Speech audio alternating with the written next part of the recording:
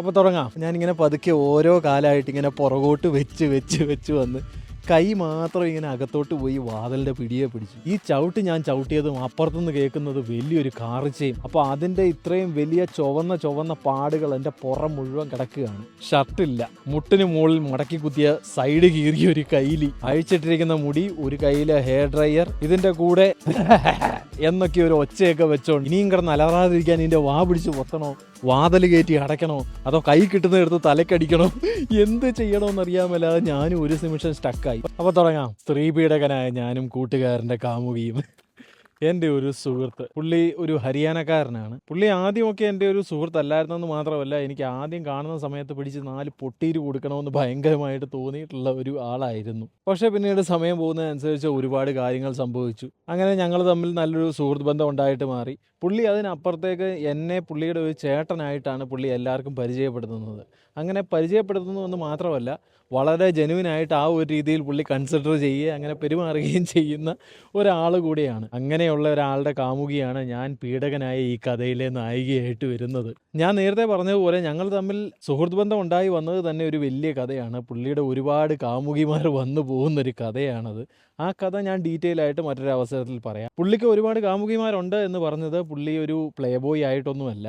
ഒരു 25 വയസ്സൊക്കെ കഴിയുന്ന സമയത്ത് അവരുടെ നാട്ടിലെ ആണുങ്ങളൊക്കെ കല്യാണം കഴിച്ച് തുടങ്ങണം എന്നുള്ളതാണ് അവരുടെ ഒരു കസ്റ്റം. അതുകൊണ്ട് തന്നെ വീട്ടിൽ നിന്നുള്ള പ്രഷറൊക്കെ കാരണം പുള്ളി ആ ഒരു പ്രായം മുതലേ കല്യാണത്തിനുള്ള ശ്രമം നടത്തുകയും അതിനുവേണ്ടി ആരെയെങ്കിലുമൊക്കെ പ്രേമിച്ച് കെട്ടാനുള്ള ശ്രമമാണ് ഈ കാലയളവിലെല്ലാം നടത്തിക്കൊണ്ടിരുന്നത്. അങ്ങനെ കൈവന്ന അവസാനത്തെ ആളാണ് ഇത്.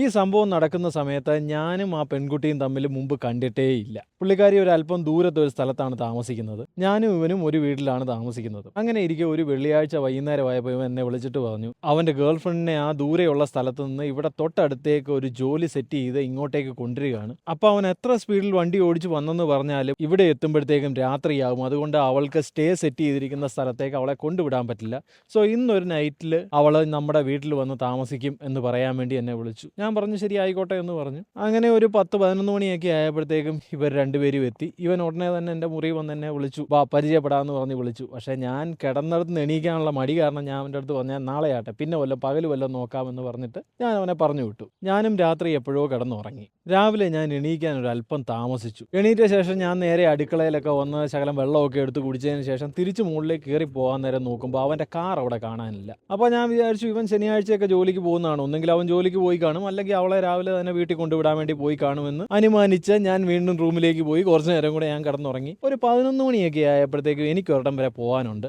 അപ്പോൾ ഞാൻ ചാടി എണീറ്റ് പോയി കുളിച്ചു. കുളി കഴിഞ്ഞ് പുറത്തേക്ക് ഇറങ്ങിയ ഞാൻ നേരെ പോകുന്ന ഇവൻ്റെ മുറിയിലേക്കാണ്. ഒന്നാമത്തെ കാരണം ഞങ്ങളുടെ വീട്ടിൽ എൻ്റെ മുറിയും ഇവൻ്റെ മുറിയും പൂട്ടാറില്ല. കാരണം ഞങ്ങളൊരു പൂച്ചയെ വളർത്തുന്നുണ്ട്.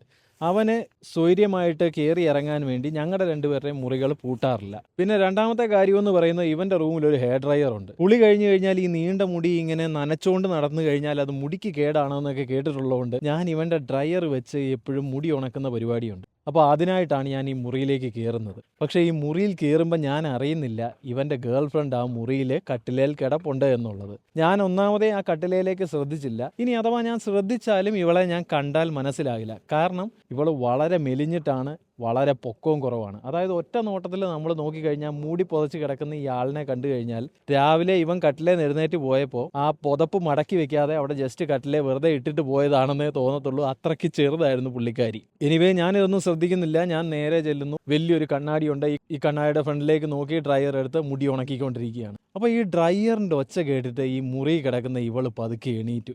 ഇവൾ പതുക്കെ പുതപ്പിങ്ങനെ മാറ്റി നോക്കുമ്പോൾ നേരെ ഫ്രണ്ടിൽ കാണുന്നത് ഒരു വലിയ രൂപം പുറം തിരിഞ്ഞ് നിൽക്കുന്നു. ഷർട്ടില്ല, മുട്ടിന് മുകളിൽ മടക്കി കുത്തിയ സൈഡ് കീറിയ ഒരു കൈലി, അഴിച്ചിട്ടിരിക്കുന്ന മുടി, ഒരു കയ്യിലെ ഹെയർ ഡ്രയർ, ഇതിൻ്റെ കൂടെ എന്നൊക്കെ ഒരു ഒച്ചയൊക്കെ വെച്ചോണ്ട് മുടി ഉണക്കുന്നു. ഇത് മാത്രമല്ല, ഇതിൻ്റെ തലേദിവസം ഞാൻ എൻ്റെ മസാജ് തെറാപ്പിക്ക് പോയപ്പോൾ എൻ്റെ തെറാപ്പിസ്റ്റ് കപ്പിംഗ് ചെയ്യാമെന്നും പറഞ്ഞ് എൻ്റെ പുറത്ത് മുഴുവൻ ഈ കപ്പ് വെച്ചിരുന്നു. അപ്പോൾ അതിൻ്റെ ഇത്രയും വലിയ ചുവന്ന പാടുകൾ എൻ്റെ പുറം മുഴുവൻ കിടക്കുകയാണ്. അപ്പോൾ ആകെ മൊത്തത്തിൽ ഈ രൂപം കണ്ടിട്ട് ഇവള് ആകെ പേടിച്ച് വരണ്ട് വീണ്ടും പുതപ്പെടുത്തങ്ങ് മൂടി.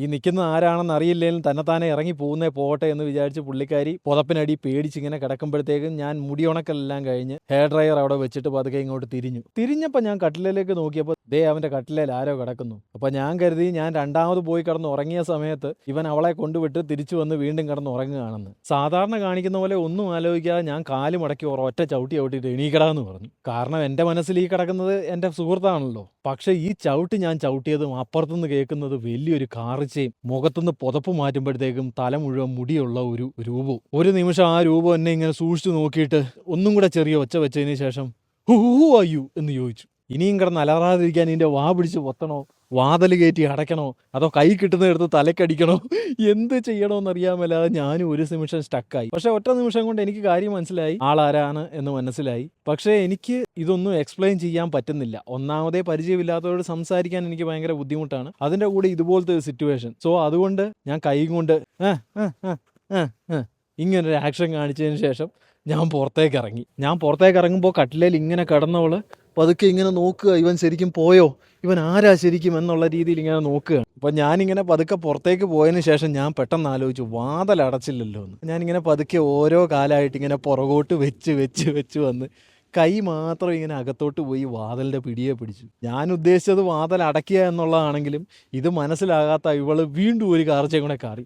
പെട്ടെന്ന് തന്നെ ഞാൻ വാതിൽ വലിച്ചടച്ചു. അതിനുശേഷം ഞാൻ പുറത്തിറങ്ങി ഇങ്ങനെ ഒരു സെക്കൻഡ് നിന്നു. അപ്പോൾ എനിക്കറിയാം ഉറപ്പായിട്ടും അവൾ തെറ്റിദ്ധരിച്ച് കാണുമായിരിക്കും. ഈ കാര്യം എക്സ്പ്ലെയിൻ ചെയ്യേണ്ടതായിരുന്നു. ഞാൻ ഒന്നും മിണ്ടാതെ ഇറങ്ങിയപ്പോൾ അവൾ ആ കാര്യം കൺഫേം ചെയ്ത് കാണുമെന്നറിയാം. പക്ഷേ ഒന്നും പറയാൻ പറ്റിയില്ലല്ലോ എന്നുള്ള ആ ഒരു ദേഷ്യത്തിൽ ഞാൻ അവിടെ വന്നിട്ട് എന്നൊരൊച്ച വെച്ചു. ഞാൻ ഈ ഒച്ച വെക്കുന്നതും മുറിക്കകത്തുനിന്ന് വീണ്ടും ഒരു പേടിച്ചൊരു അലർച്ച. ആ അലർച്ചയും കൂടെ കേട്ട് കഴിഞ്ഞ് പിന്നെ ഞാൻ അവിടെ നിന്നില്ല. ഞാൻ അപ്പം തന്നെ വേഷം മാറി എനിക്ക് പോകാനുള്ള സ്ഥലത്തേക്ക് ഞാൻ പോയി. അതിനുശേഷം ഞാൻ തിരിച്ചു വന്നപ്പോഴത്തേക്കും അവൻ്റെ കാർ അവിടെ കിടപ്പുണ്ട്. അവൻ വന്നെന്ന് മനസ്സിലായി. പക്ഷേ ഞാൻ അവൻ്റെ അടുത്ത് അപ്പം സംസാരിക്കാനൊന്നും പോയില്ല. അന്ന് വൈകുന്നേരം ഞാൻ അടുക്കളയിൽ നിന്നപ്പോൾ ഇവനെ ഞാൻ വീണ്ടും കണ്ടു. അപ്പോൾ കണ്ടപ്പോൾ ഞാൻ അവൻ്റെ അടുത്ത് പറഞ്ഞു, നീ പോയിട്ട് നിൻ്റെ മുറിക്ക് ആദ്യം ഒരു പൂട്ട് പിടിപ്പിക്കണമെന്ന് പറഞ്ഞു. ഉടനെ അവൻ പറഞ്ഞു, ആ മനസ്സിലായി, അവൾ എന്നോട് കാര്യമെല്ലാം പറഞ്ഞു എന്ന് പറഞ്ഞു. അതിനുശേഷം ഞാൻ അങ്ങോട്ട് എക്സ്പ്ലെയിൻ ചെയ്യേണ്ട വന്നില്ല. അവൻ എൻ്റെ അടുത്ത് ഇങ്ങോട്ട് തന്നെ കാര്യം പറഞ്ഞു, ഇങ്ങനെ ട്രയൽ എടുക്കാൻ വന്നതാണല്ലേ എന്ന് പറഞ്ഞു. കാരണം സ്ഥിരമായിട്ട് ഞാനത് ചെയ്യുന്നതായതുകൊണ്ട് ഇവൻ ഈ കൃത്യം കാര്യം അറിയാം. അത് കഴിഞ്ഞപ്പോഴാണ് അവൻ പറയുന്നത് അവൾ താമസ സ്ഥലത്തേക്ക് പോയിട്ടില്ല എന്നും പറഞ്ഞ് അവളെ അവൻ വിളിച്ചുകൊണ്ട് വന്നു, എന്നെ പരിചയപ്പെടുത്തി. അപ്പോൾ പരിചയപ്പെടുത്താൻ വേണ്ടി തുടങ്ങിയപ്പോൾ ഞാൻ അവളുടെ അടുത്ത് പറഞ്ഞു, ശരിക്കും ഉണ്ടായ കാര്യം നീ വിചാരിക്കുന്ന കാര്യമല്ല, പക്ഷേ അത് മൊത്തം വിവരിച്ചു തരാനൊന്നും എന്നെ കൊണ്ട് പറ്റില്ല. ഇവന് കാര്യം അറിയാം, അവൻ നിൻ്റെ അടുത്ത് വിശദമായിട്ട് പറയുമെന്ന് പറഞ്ഞു. അപ്പോൾ അവൾ ഓൾറെഡി പറഞ്ഞു, ഇല്ല കുഴപ്പമില്ല, എനിക്കും ആളറിയാതെ പറ്റിയതാണ്. ഞാൻ ഈ കാര്യമെല്ലാം പറഞ്ഞപ്പോൾ വളരെ ഡീറ്റെയിൽ ആയിട്ട് ഇവൻ നിങ്ങളെ പറ്റിയെല്ലാം എൻ്റെ അടുത്ത് പറഞ്ഞു എന്ന് പറഞ്ഞു. അതിനുശേഷം ഇപ്പോഴും അവൾ ഇടയ്ക്കിടയ്ക്ക് വീട്ടിൽ വരും. ഞങ്ങൾ തമ്മിൽ നല്ല ബന്ധമൊക്കെ തന്നെയാണ്. പക്ഷേ ഇപ്പോഴും ആദ്യം ഞങ്ങൾ തമ്മിൽ കാണുമ്പോൾ ഒരു കാര്യമില്ല, അത് 5 സെക്കൻഡ് നേരം ഞങ്ങൾ രണ്ടുപേരും മുഖത്തോട് മുഖം നോക്കി ഒരു ചിരി അങ്ങ് ചിരിക്കും. ആ 5 സെക്കൻഡ് ചിരിയുടെ ശേഷം മാത്രമേ ഞങ്ങൾ സംസാരിച്ച് തുടങ്ങാറുള്ളൂ. പക്ഷേ ഇപ്പോഴും ഞാൻ ആലോചിക്കാറുണ്ട്, അവനുമായിട്ട് എനിക്ക് ഈ ഒരു നല്ല ബന്ധമില്ലായിരുന്നെന്നുണ്ടെങ്കിൽ ഇതുപോലൊരു സംഭവം ഉണ്ടായി കഴിഞ്ഞാൽ അത് കേൾക്കുന്ന ഒരു മനുഷ്യനും വിശ്വസിക്കുകയില്ല.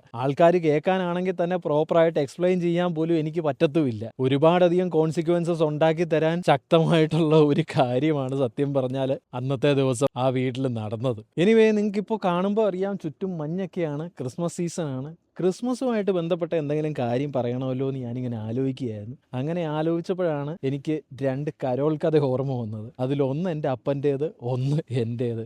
ആ കഥകൾ ഞാൻ ഇനി വരുമ്പോൾ നിങ്ങളുടെ അടുത്ത് പറയാം. Till we meet again, this is your neighbour Mallu R J Sherin signing of.